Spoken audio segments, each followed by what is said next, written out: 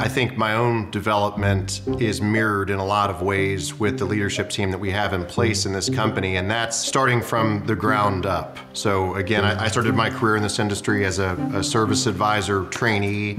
I've done almost every job you can in a shop, and I know what is going on in a shop. I've lived it, I've been a part of it, and all of our leadership team can say the same thing. What you have to worry about as a company is not how to incentivize people to do the right thing, it's whether or not you're incentivizing them to do the wrong thing, because naturally I think people want to do a good job. I think people want to be a part of where they work. So do your pay plans align with their natural desire to want to do the right thing, or do they detract from it? Do they incent people to cut corners and try to do a faster repair?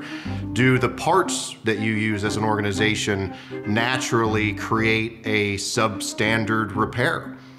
That's not something that a technician wants to do. There's no technician out there that wants to mess with having to put on an aftermarket part, realize that it doesn't fit, take it off, and then put on an OEM part when every bone in their body is screaming that they wish they had just put the OEM part on the first time.